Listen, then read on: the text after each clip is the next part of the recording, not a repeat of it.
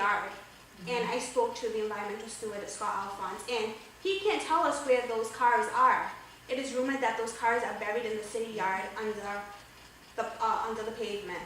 I have a right to know what am I living next door to. I thought they were testing Walsh Field. The city is. I want the EPA, the federal agency, to test Walsh Field and to test the city yard that I live to the right of.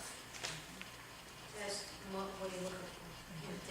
I want the same kind of results that the answers that they're doing, in the 104 acres of the other land. I want them to drill just like they're drilling everywhere else, take soil samples, what's in that soil, what's there, that all floods, that all flows this way, towards my area. I want to know what I'm living beside. Are they testing where you live? Yes, they are. And then the city's testing in front of, in Walsh Field, but nobody's touching the side to me. That's uncharted territory. And to me, it feels like you don't want us to test there, you don't want that to be touched. What are you hiding there? What's hidden there that you don't want us to know? Because if you're hiding something, I have a right to know, and I need to know what and where my kids are living right next door to. So the city has tested the city yard in Walsh Field already? No, The city not the has city yard. tested, The city the tested? city of New Bedford Yes. tested city-owned properties, okay? They did the Walsh Field, Sergeant Field, New Bedford High School. Key property. But the city of New Bedford is refusing to test the city yard. And years ago, that was all open area. There was no fence. Now there is a fence around it. But when I was growing up, and I think Rachel will confirm this whole area was one big open tract of land. West Lawn. It West Lawn was, is a- it was a dump, but the pictures of the automobiles that are piled 4 cars on top of each other in the city yard. I mean, you have oil, you have transmission fluids, you have grease, you probably have batteries that have disintegrated in those vehicles. You probably have, rubber that has broken down from the tires. You don't know what is in there. You also, the city does not even know what other hazardous chemicals were dropped there. I mean, people were driving by and dropping, televisions, probably refrigerators. I changed my transmission fluid. What do?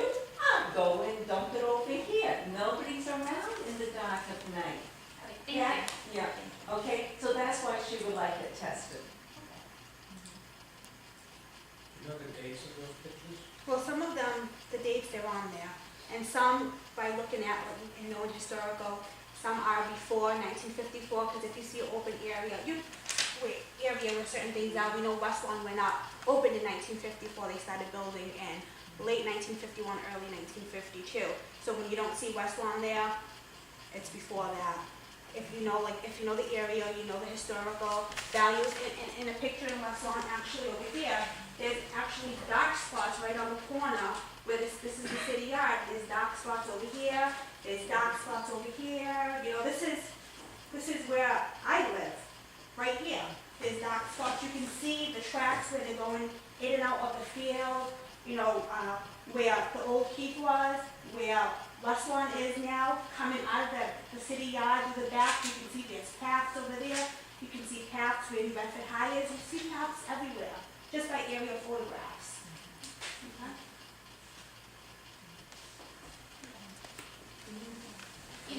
And so we do have an investment in knowing, because both of us are graduates from New Bedford High School, and we both went to Keith Junior High, and I went to Weston Day Nursery, so we're from the area.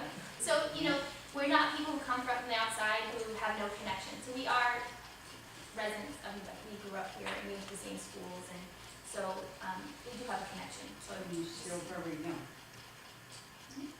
Thanks.